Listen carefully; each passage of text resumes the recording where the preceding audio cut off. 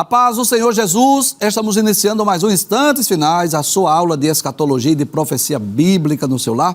Eu quero mais uma vez agradecer por sua audiência, a você que acompanha a nossa programação pela TV ou pela internet, a você que tem enviado a sua mensagem, a sua pergunta para nós. Que Deus te abençoe.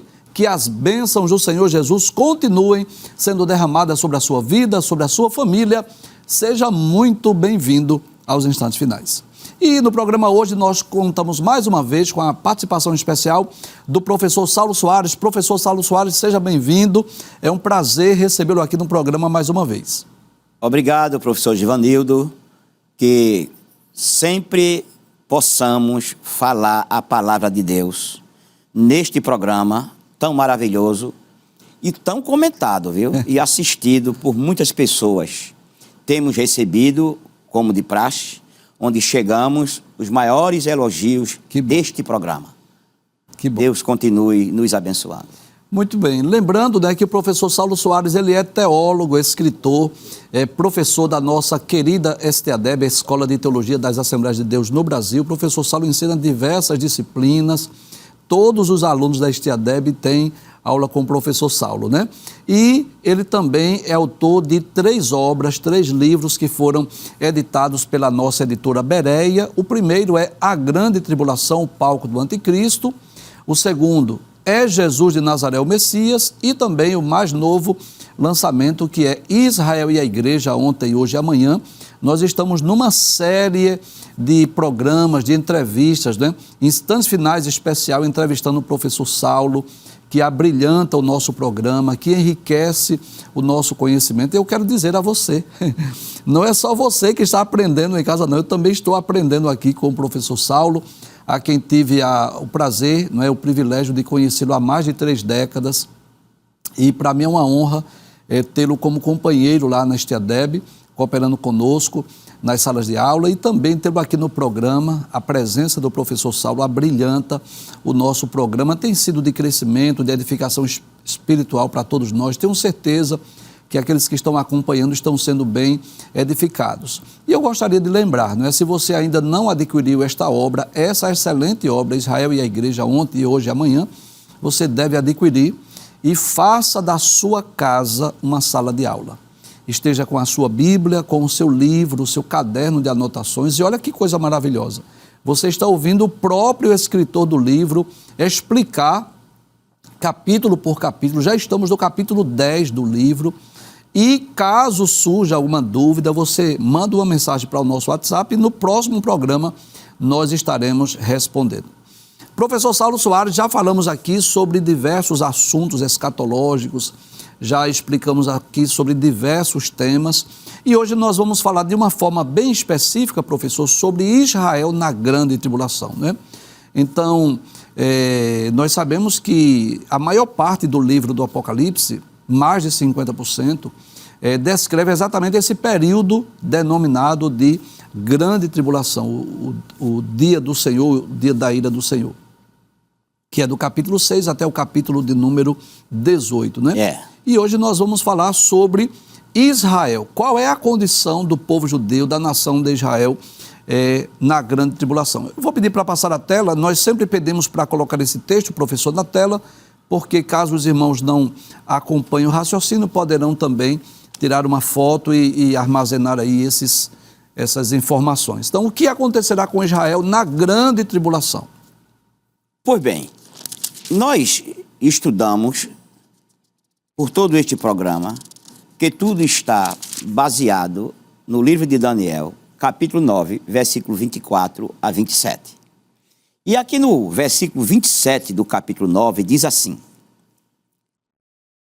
e ele, falando do anticristo, dizendo que na grande tribulação, assim que a igreja for arrebatada, para iniciar a grande tribulação, fala do anticristo dizendo, e ele firmará um concerto, ou pacto, ou aliança, com muitos por uma semana, ou seja, 7 anos. E na metade da semana, ou seja, dos 7 anos, fará cessar o sacrifício e a oferta de manjares. Ou seja, vamos acabar com essa adoração a Jeová. Você não vai mais adorar esse Deus. Vocês vão adorar a mim. Aí continua, e sobre a asa das abominações virá o assolador. A asa da abominação é o pecado, a afronta, a rebelião. E isso até a consumação, e o que está determinado será derramado sobre o assolador. Como vimos, na metade dos 7 anos, depois que o pacto é assinado com muitos, não é com Israel, é com muitos líderes mundiais, começará a grande tribulação. E na metade da grande tribulação vai começar a perseguição. Isto, professor Givanildo, se dará quando as duas testemunhas falarem, acusarem ele de que aquele não é o descendente direto de Davi. Não é o Messias. Não é o Messias. As duas testemunhas vão falar isso. E naquela noite, penso eu, que antecede a coroação do homem da iniquidade como rei de Israel, o Espírito do Senhor fará o povo de Israel, a liderança israelita, entender que aquele não é o Messias. E não vão coroá-lo, e ele se revolta e começa agora a grande perseguição. Eu gostaria de pedir a sua permissão, professor, para trazer aqui alguns comentários desse texto, para que os irmãos que estejam em casa possam acompanhar o raciocínio, né? Essa profecia de Daniel 9:27 está relacionada dentro daquela profecia das 70 semanas, que nós já estudamos aqui em programas anteriores. O anjo disse a Daniel que 70 semanas estavam determinadas sobre o teu povo, que é o povo judeu, e a tua cidade, que é Jerusalém. Então, na verdade, 69 semanas já se cumpriram, nós vimos isso em programas anteriores. Jerusalém já foi reconstruída, o Messias foi tirado da terra, o povo de Roma destruiu a cidade de Jerusalém. Falta cumprir-se essa última semana. Nós estamos no intervalo de tempo entre a 69ª e a 70ª semana de Daniel, que é chamada a Era dos Gentios, ou Tempo da Igreja. Nós estamos nesse intervalo de tempo indeterminado. Quando é que volta a contagem de tempo? Quando a igreja for arrebatada e começar a grande tribulação. Não é isso, professor? Isso. Então, aí nós podemos entender, professor, que nessa época o terceiro templo estará construído, né? Porque o primeiro templo de Salomão, que foi construído por volta de 950, foi destruído no ano 600 por Nabucodonosor. O segundo templo, que foi construído por volta de 520, mais ou menos, antes de Cristo, que é o templo de Zorobabel, também chamado Templo de Herodes, esse também foi destruído no ano 70 da era cristã. Hoje o povo judeu não tem um templo para oferecer holocaustos. O que ele tem é o Muro das Lamentações. Mas esse templo com certeza será reconstruído. Nós não podemos afirmar ainda se antes ou depois do arrebatamento, pode ser nos nossos dias, mas pode ser depois que a igreja for arrebatada. Agora, uma certeza nós temos, no meio da grande tribulação, este templo já estará erguido e o povo de Israel voltará a oferecer holocaustos e sacrifícios. Então, esse texto nos mostra que o príncipe, que adivinha, no caso o anticristo, vai proibir essas ofertas. E aí começa o que eu diria aí, essa perseguição ao povo judeu, que serão perseguidos principalmente na segunda metade da grande tribulação. Está correto? Isso, correto, porque isso vai ter uma motivação. Isso vai ter Sim. uma motivação por quê? É que vão proibir, não vão coroá-lo. Sim. Porque, professor Givanildo, nós vimos em programas anteriores que Israel é abominado pelo mundo. É verdade. O mundo não ama Israel. Nem os americanos, ninguém ama Israel. Israel vive só.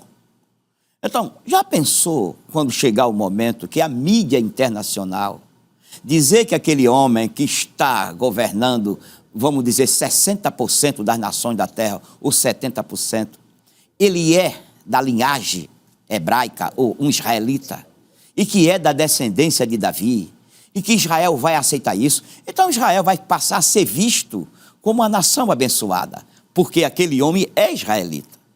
E ele, o homem, vai exigir agora a sua coroação, porque ele é o Messias de Israel, conforme a mídia e muitos rabinos da época. Mas Deus não vai permitir isso. Então, ele vai ser desmascarado, isto depois de 7 anos, de 3 anos e meio, quando ele for desmascarado, aí ele mata as duas testemunhas, capítulo 11 do Apocalipse. e faz a sua perseguição. É aí que começa, propriamente dito, essa perseguição contra o povo judeu na segunda metade da grande tribulação.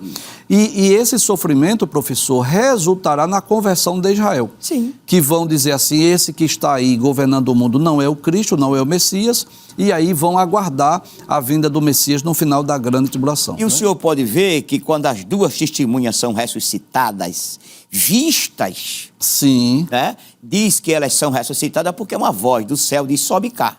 E diz que há um terremoto, uma terça parte da cidade é destruída e o povo dá glória a Deus. Certamente é o povo de Israel. Muito bem. Então nós podemos dizer que o que acontecerá com Israel na grande tribulação? Israel estará na terra, não é? No período da grande tribulação. Eu posso dizer que na primeira metade Israel viverá aquele período da falsa paz, digamos assim. Falsa paz. Mas no meio da grande tribulação começa a perseguição. O anticristo, os exércitos das nações confederadas, que iniciarão uma guerra, uma perseguição a Israel, não é isso? O que é que nós podemos falar mais aí acerca desse tema, professor? O que podemos dizer é que antes dessa manifestação do anticristo, o mundo inteiro estará com ele, certo? Ele é um homem que resolverá os problemas da humanidade, principalmente do mundo ocidental.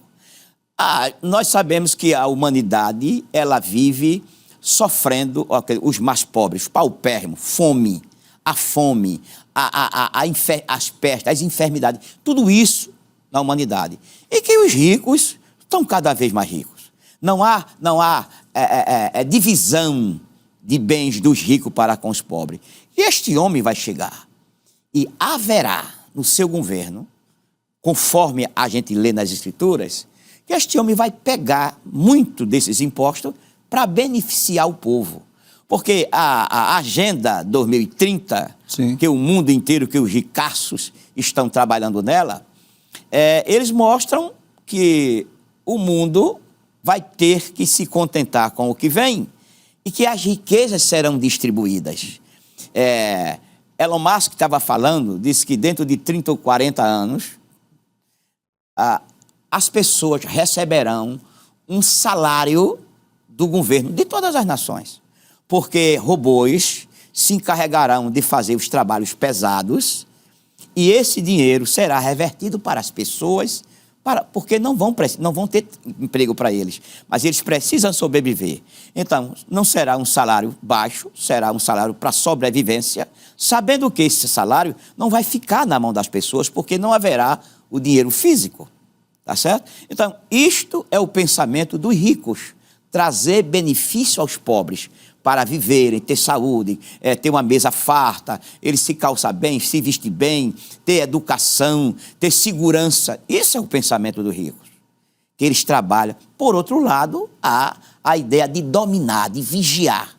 Tá? Então, todas as vezes que isso acontece, Satanás está por trás para acrescentar o que há de mal nesse negócio para fazer acontecer. Daí as nações estarão ao seu redor. E quando ele matar as duas testemunhas, algumas nações vão segui-los para lutar contra Israel, porque Israel se rebelou. Uhum. A única nação que vai se rebelar contra ele é a nação de Israel. Muito bem. Passa a tela, por gentileza. Tem outras informações importantes acerca desse assunto, professor. Eu vou pedir para o senhor comentar, por favor. Como já vimos, na metade dos 7 anos, daquela última semana, o anticristo quebrará o pacto, né, que ele fez com muitos líderes de nações. Então, certos acontecimentos fazem com que os filhos de Jacó, como já falamos, rejeitem o anticristo. Então, eles começarão a ser perseguidos pela besta ou o anticristo. Vai matar as duas testemunhas, como já falamos, e ele levanta-se-á contra qualquer tipo de divindade. Aí, para fazer isso, ele vai fazer o quê? Ele vai se aliar a 10 reis, observe, reis que ainda não têm reino. Daniel, capítulo 11, versículo 39. Por que esses reis não têm reino? Porque eles não são ditadores. O que é um rei que não tem reino? É um presidente posto democraticamente pelo voto. Por exemplo, o nosso presidente é um rei que não tem reino, porque quando terminar o seu mandato, ele sai. Um rei com reino é quando ele é um rei que, na sua continuidade. Então, esses homens receberão do anticristo uma proposta. Vocês ficam do meu lado, ficam me acobertando, que os governos de vocês serão perpétuos. Vocês vão ficar, contanto que me apoiem. Aí, a partir daí, que ele começa a sua ditadura. E a primeira coisa que ele faz é pegar a religiosidade da época, a religião, ele queima ela no fogo, destrói toda sorte de religião mundial, para ele ser o objeto de adoração.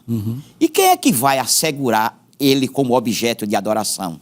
O falso profeta. Falso profeta. Certo? O falso profeta assegura isso, juntamente com esses 10 governantes que agora já são ditadores aliados ao anticristo. Muito bem. Passa a tela, por gentileza. O que fará as nações a respeito disso? E aí, qual é, vamos dizer assim, a iniciativa das nações quando houver essa quebra desse pacto, quando Israel começar a ser perseguido? Qual é o resultado das nações, professor? Olha, o Egito, a Etiópia e a Líbia vão se revoltar contra Israel, contra o anticristo, vão ficar do lado de Israel. Mas o anticristo vence todas as 3. A Líbia e a Etiópia seguem o anticristo, mas o Egito não. Porque o Egito, ele tem uma profecia do próprio Deus, de que no final dos tempos será abençoado. Então o Egito ficará a favor de Israel na época do anticristo. Aí acontece que quando ele estiver nesse contexto de guerra, ele escuta rumores do Oriente. O rio Eufrates é aberto. Os rumores do Oriente vêm aí. Seus espias, seus agentes, vai dizer, olha, excelência, vem aí uma multidão de guerreiros lutar contra você. Ele fica amedrontado com isso. Ele deixa a peleja do norte da África, onde ele está, e corre para Canaã, que se chama Palestina nos dias de hoje. E ele armará as suas tendas palacianas entre o mar Mediterrâneo e Jerusalém. E ali ele fará o seu quartel-general, onde estarão suas armas, seus armamentos estarão lá no vale de Megido ou Meguido. Por isso o nome é Batalha do Armagedon. E ali ele ficará esperando as nações que vêm. Quando isto acontecer, o Senhor Deus não vai deixar que estas nações encontrem o anticristo. Observe bem, se estes milhões de soldados encontrarem com os milhões de soldados do anticristo dentro de Canaã, ou Palestina, a Palestina tem 250 quilômetros de extensão. Em alguns lugares ela tem 130 quilômetros de largura, mas em outros apenas 30 a 60.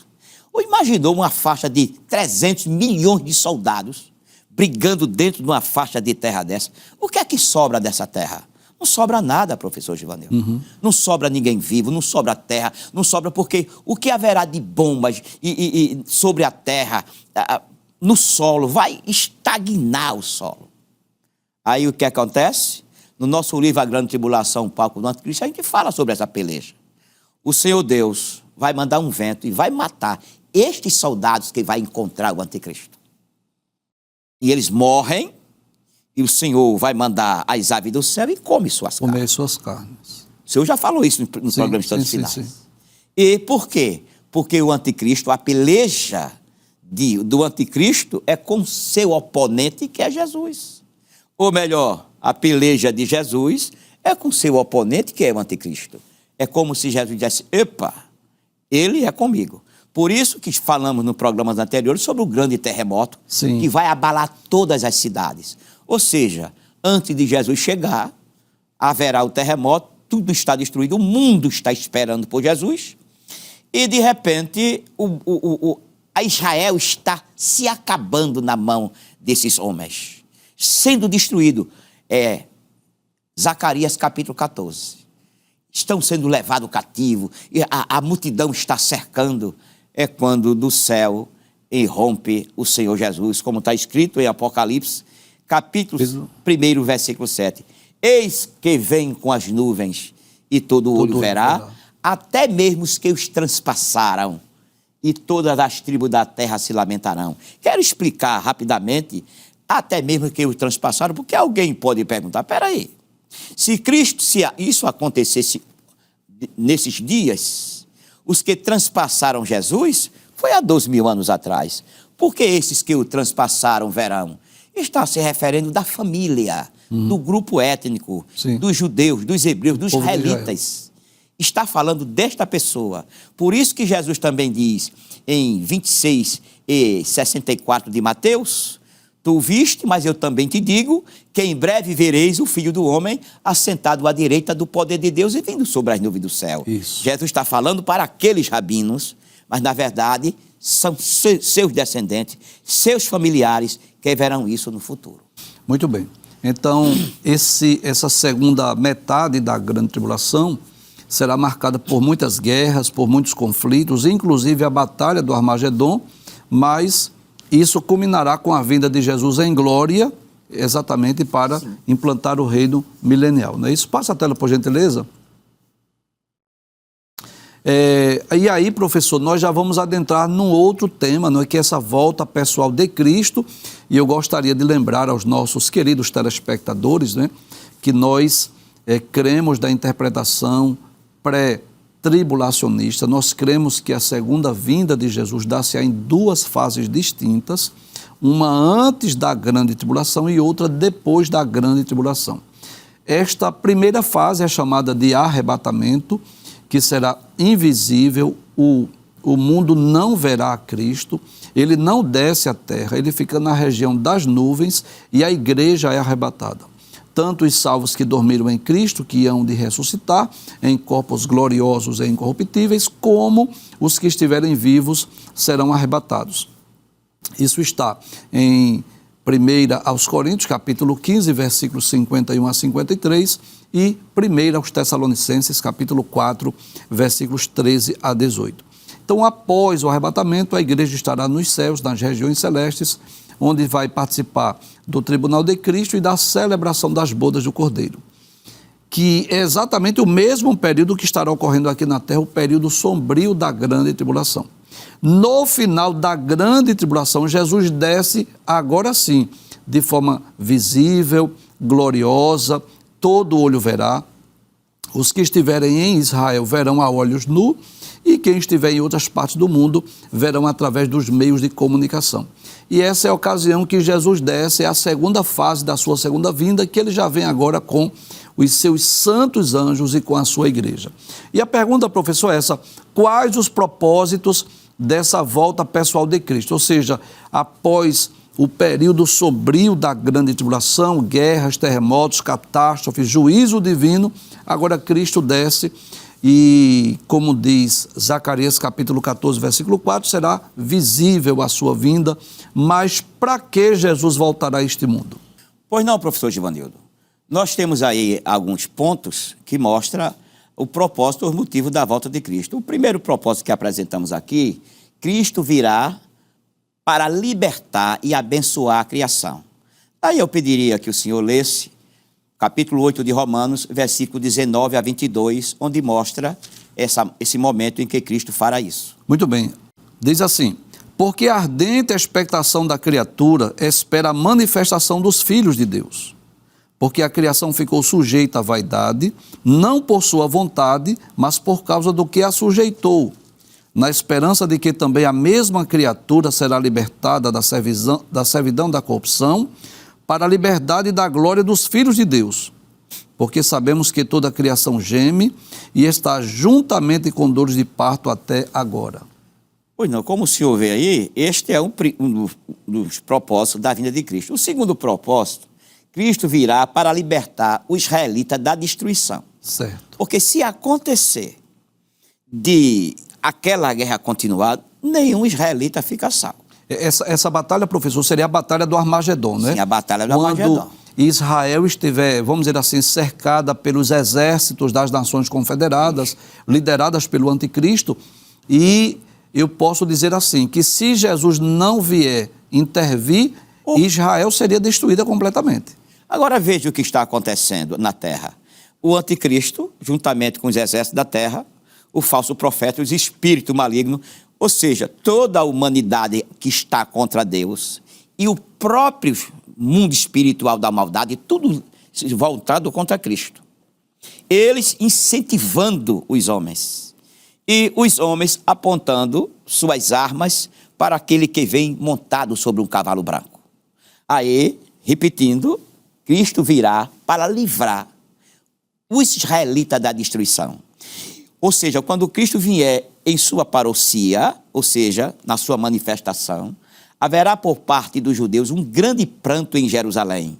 Daí eu queria que o senhor lesse Zacarias, capítulo 12, versículo 10, ou o que vai acontecer.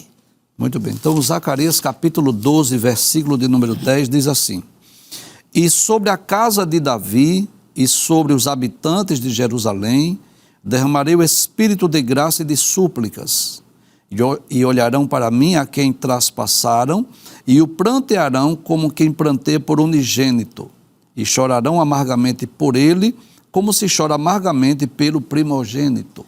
Observe. Então, isto Jesus vai fazer com o israelita. Como o senhor acabou de ler, o espírito de graça é para que Israel reconheça que é uma nação pecadora. Os israelitas vão entender isso. Quando esse espírito de graça estiver nele. Porque sem a graça é impossível reconhecer seus erros. Então, a graça vai ser para eles reconhecerem seus erros. E quando eles reconhecerem seus erros, que ficarem preocupados, perturbados, tristes, então Jesus manda o espírito de súplica. Eles vão clamar por misericórdia, então Jesus vem para libertá-lo. E 11 e 26 de Romano diz assim: E assim todo Israel será salvo, como está escrito, de Sião virá o libertador e desviará de Jacó as suas impiedades. Isso é a mensagem do apóstolo Paulo, falando nesse segundo propósito, o motivo da volta de Cristo depois da grande tribulação. Então, além de Jesus vir para abençoar e libertar a criação, ele virá também para livrar os israelitas dessa destruição na batalha do Armagedon. Isso. Mas ainda temos outros propósitos, professor, que eu gostaria que o senhor explicasse também, por favor. Cristo virá para lançar o falso profeta e o anticristo no lago do fogo. Apocalipse, capítulo 19, versículo 20 e 21. O senhor tem aí na mão? Sim, inclusive é bom nós lembrarmos, professor, que esse lago de fogo hoje ele está desocupado, não tem ninguém lá. E a gente pode dizer, nós podemos dizer que o anticristo e o falso profeta, eles irão inaugurar esse lago de fogo, né? Sim. Não é assim? Porque eles serão lançados antes mesmo do julgamento do grande trono branco. E observe, isso? Professor, diz que eles serão lançados vivos. Vivos. Isso quebra muitas intromissões contra a Bíblia, que diz, primeiro tem que morrer para ressuscitar, para poder ter jogado. Não. Vão ser lançados vivos em carne e osso. Muito bem. Apocalipse capítulo 19, versículos 20 e 21 diz: E a besta foi presa, e com ela o falso profeta. Só para que os nossos irmãos entendam, né, quem estiver em casa, essa besta aqui é o anticristo e o falso profeta será o líder religioso. Aí diz: Que diante dela fizeram os sinais, com que enganou os que receberam o sinal da besta e adoraram a sua imagem. Estes dois foram lançados vivos num ardente lago de fogo e de enxofre. E os demais foram mortos com a espada que saía da boca do que estava sentado sobre o cavalo, e todas as aves se fartaram das suas carnes. Então, a gente percebe aqui nesse texto, professor, dois julgamentos distintos. Para o anticristo e o falso profeta já serão imediatamente lançados lá no lago de fogo, mas os demais soldados, né, os exércitos das nações confederadas que estavam contra Israel, Cristo executa juízo, eles serão mortos e as aves dos céus vão comer as suas carnes. Sim, senhor. E observe que o quarto propósito que apresentamos aqui, Cristo virá para prender Satanás. Ele não vai mais julgar Satanás, porque Satanás foi julgado no Éden. Já foi julgado. Né? Então, está escrito em Apocalipse 20, versículo 1 a 3, a parte A. Muito bem. Apocalipse capítulo 20, versículos 1 a 3 diz: E vi descer do céu um anjo que tinha a chave do abismo e uma grande cadeia na sua mão. Ele prendeu o dragão, a antiga serpente, que é o diabo e Satanás, e amarrou-o por 1000 anos. E lançou-o no abismo, e ali o encerrou, e pôs selo sobre ele, para que mais não engane as nações, até que os 1000 anos se acabem, e depois importa que seja solto por um pouco de tempo. Então, nós podemos dizer, professor, que durante o reino milenial, durante os 1000 anos, que nós cremos na literalidade, inclusive nós, no próximo programa, vamos falar exatamente sobre o milênio, sobre as escolas de interpretação do milênio. Então, nós somos pré-milenistas, nós cremos que esse milênio é um período de tempo literal, Cristo reinando sobre a terra, e uma das benécias do milênio é que Satanás estará preso. Ele não vai mais tentar nem acusar os homens, porque durante o milênio ele estará preso. Há grupos que dizem que essa prisão de Satanás aconteceu quando Jesus veio evangelizar, quando ele diz para saquear a casa do valente tem que primeiro manietar ou amarrar o valente. Sim, sim. Aí alguns grupos da área escatológica dizem que esta prisão aí é uma prisão que aconteceu, não é? Satanás foi aprisionado espiritualmente. Espera aí. Aquela prisão espiritual, Cristo o aprisionou quando foi para a cruz, para saquear a casa do maligno, que é o mundo, saqueando, e eu sou uma das pessoas que foi saqueada pelo poder de Deus do mundo. No bom sentido do termo, né? Então, naquele texto onde Jesus fala que o valente vai ser amarrado ou manietado, aqui é diferente. Aqui ele sai deste mundo para outra dimensão. Isso. Como o senhor acabou de ler, ele foi amarrado, preso e lançado no abismo. Ou seja, não é nesta terra, é fora deste mundo. Professor, uma pergunta que ela é recorrente no programa, e eu gostaria de ouvi-lo responder, é que o texto fala só de Satanás. Aí surge aquela pergunta, e os demais anjos caídos e os demônios? O senhor acredita que essa prisão será também de todos eles ou só específica de Satanás? Penso que é só dele, porque nos meus estudos sobre batalhas espiritual, a gente percebe que Satanás é o arquiteto da coisa. É o ser pensante. É, né? O ser pensante. É aquele que organiza. Tá? Então, quando o cabeça pensante ou a cabeça pensante estiver presa, não é que vai ser desorganizado. Não vai ter o poder de persuasão, não vai ter o poder de arquitetar o que vai acontecer, porque ele está preso. Certo. Então, e os demais anjos caídos estão, os principados, potestades, dominadores, ossos espirituais, está tudo solto. Mas eles não poderão fazer muita coisa sem o seu cabeça. Muito bem. Outro fato interessante, professor, é que nesse mesmo texto vai falar sobre a ressurreição de um grupo de pessoas. Isto. Aí a pergunta é, um dos propósitos da vinda de Cristo é ressuscitar um grupo de pessoas.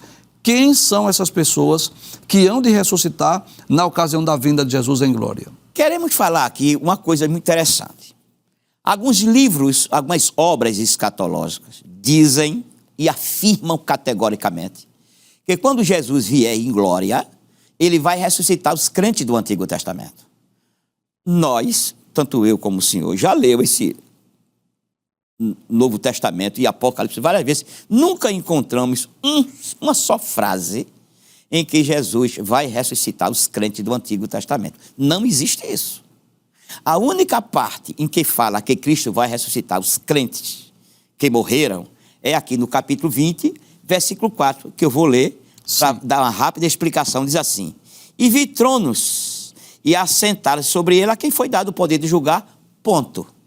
Então, de quem são esses tronos? Certamente é daqueles que vieram com Jesus em glória. Porque aqui não fala que eles foram ressuscitados. Já o texto, professor Giovanni, já é direto. E vi tronos e assentaram-se sobre eles a quem foi dado o poder de julgar. Repetindo, certamente são aqueles que vieram com Jesus em sua vida em glória. Ou seja, os crentes do Antigo Testamento, juntamente com a igreja. Sim. Aí, a parte B do versículo diz: e vi as almas daqueles que foram degolados pelo testemunho de Jesus e pela palavra de Deus, que não adoraram a besta, nem a sua imagem, e não receberam o sinal na testa nem na mão, e viveram e reinaram com ele durante os 1000 anos. Aqui é a ressurreição daquelas pessoas que foram mortas sob a autoridade do anticristo. Entendi. Tá certo? Então estes grupo.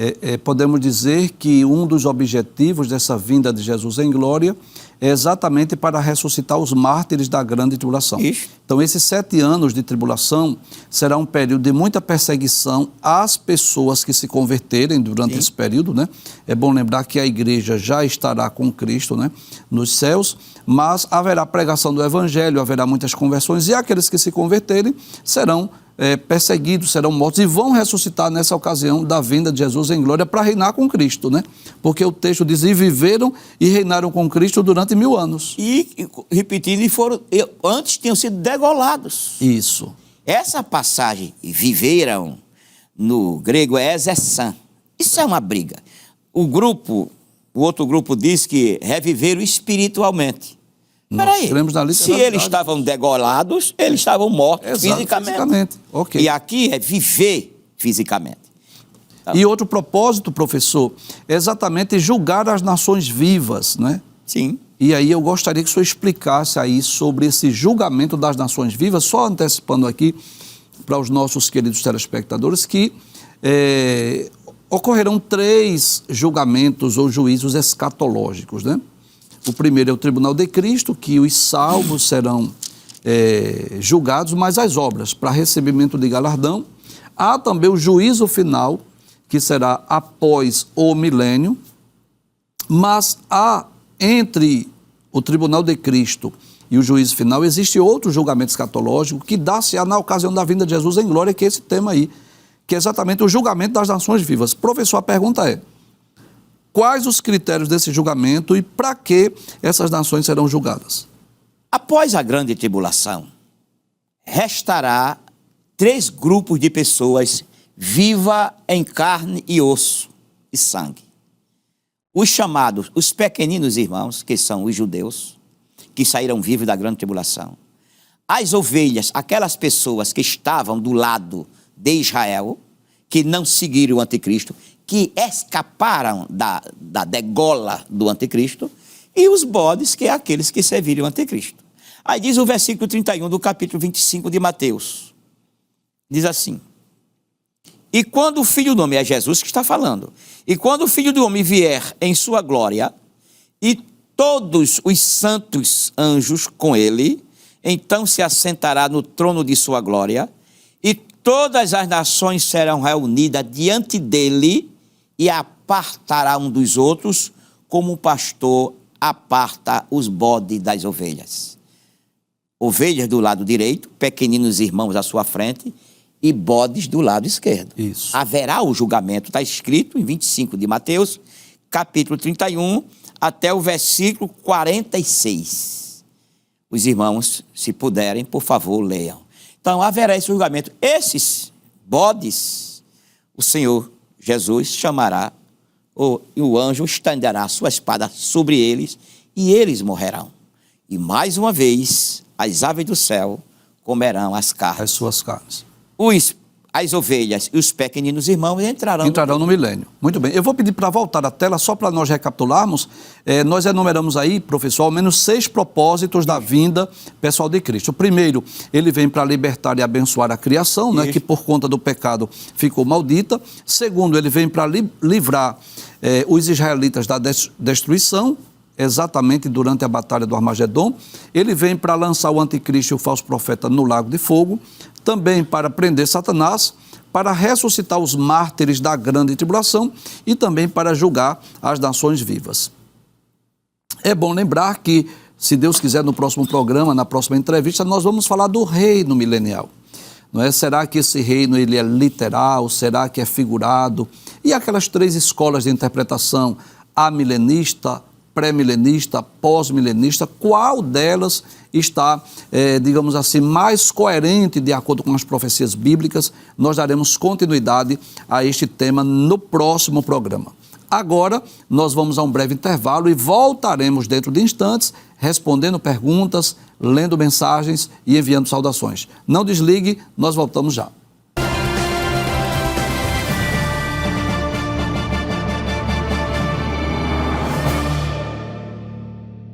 Estamos de volta com o programa Instantes Finais e esse é o momento de ler mensagens, de responder perguntas e também de tirar dúvidas dos nossos queridos telespectadores. Eu quero agradecer a você que tem orado por nós, eu quero agradecer por sua audiência.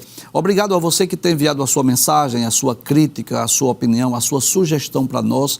A você que tem enviado também a sua dúvida, a sua pergunta, Deus abençoe. Agora, deixa eu lhe fazer um pedido. Sempre que você enviar uma mensagem, uma pergunta, por favor, se identifique, diga o seu nome, a sua igreja, a sua cidade. Nós teremos o maior prazer, não só de ler a sua mensagem, de responder a sua pergunta, mas também de enviar uma saudação para você, para a sua igreja e para a sua família. Vamos à primeira pergunta. Flávio, da Igreja Batista em Macaxeira, eu quero enviar uma saudação muito especial ao nosso irmão Flávio, aos nossos queridos irmãos da Igreja Batista aí na Macaxeira. O irmão Flávio diz assim: a graça e a paz. Estou com minha esposa acompanhando o programa Instantes Finais. Professor Saulo, alguns irmãos dizem que quando subirmos para o paraíso, ficaremos dormindo.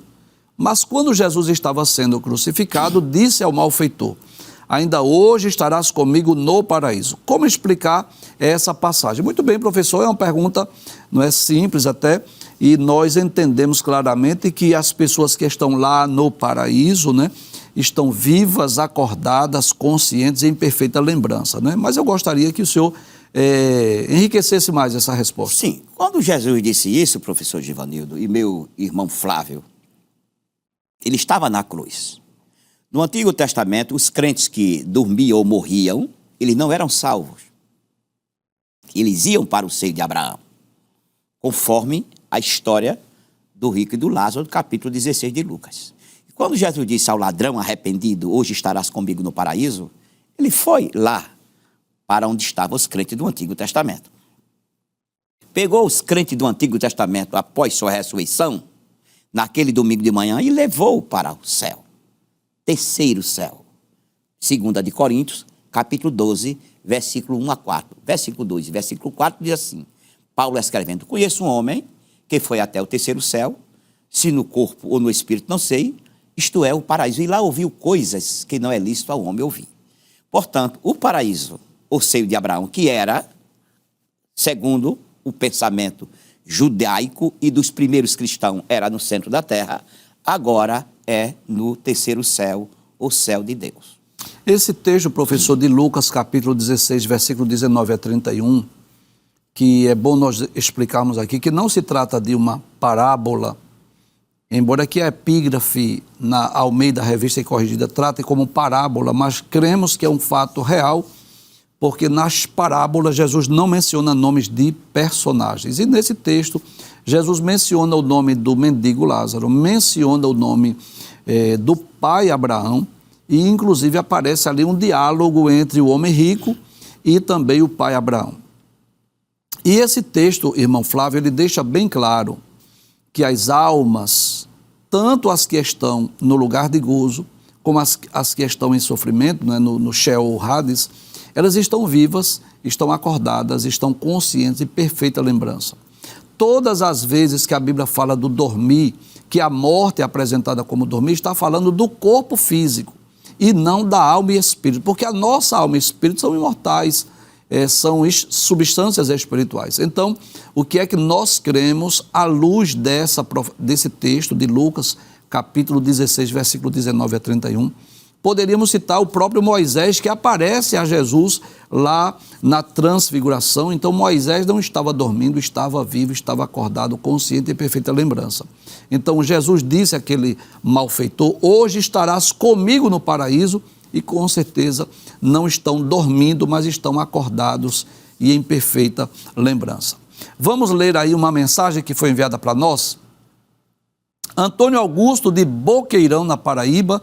Eu quero enviar uma saudação muito especial ao nosso irmão Antônio Augusto, aos nossos queridos irmãos aí da cidade de Boqueirão e também os nossos queridos irmãos paraibanos, nossos vizinhos, a quem nós os amamos. O nosso irmão Antônio Augusto diz: a paz do Senhor Jesus, estamos aqui em Boqueirão, Paraíba, assistindo o programa. Deus abençoe, irmão Antônio.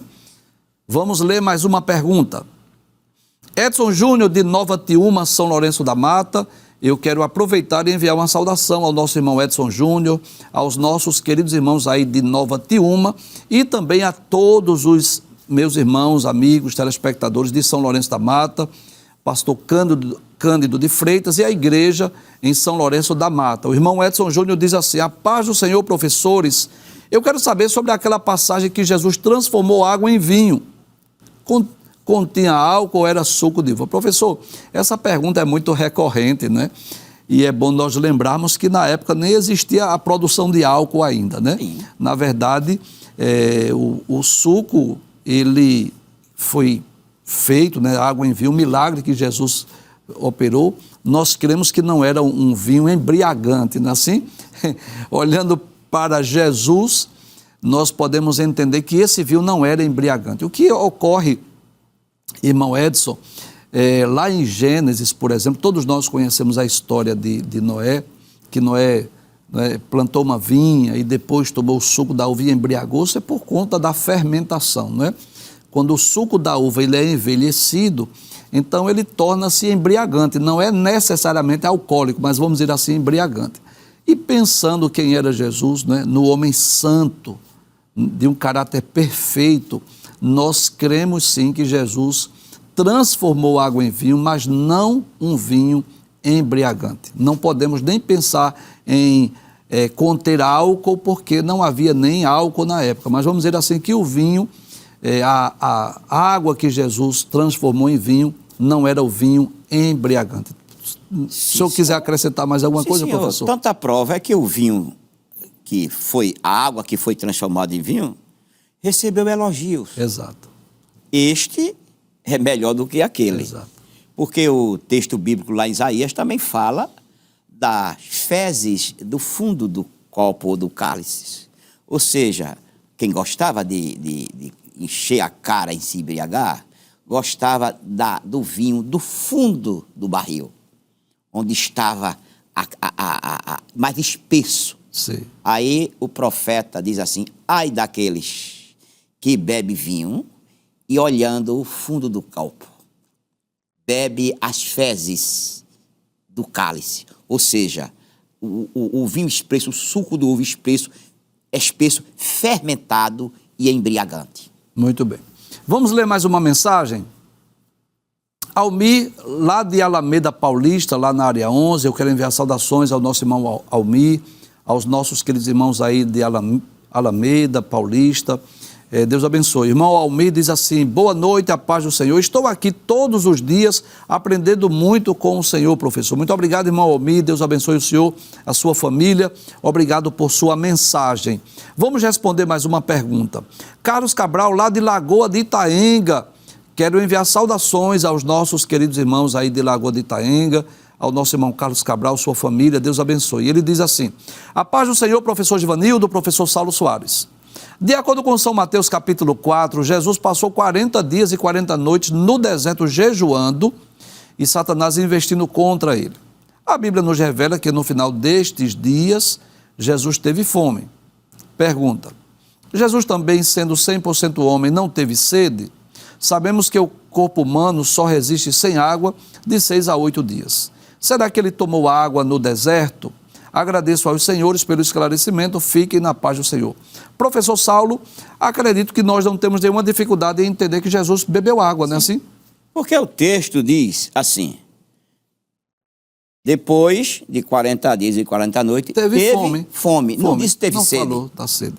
Se não disse não teve sede, é porque ele bebeu água. Exato. Tá? Porque o anjo não veio servir água a ele, só comida. Isso. Aí é bom nós lembrarmos, irmão Carlos, que existe o jejum total e o jejum parcial, né? Então, o jejum total, quando há abstinência de alimento e de água, né?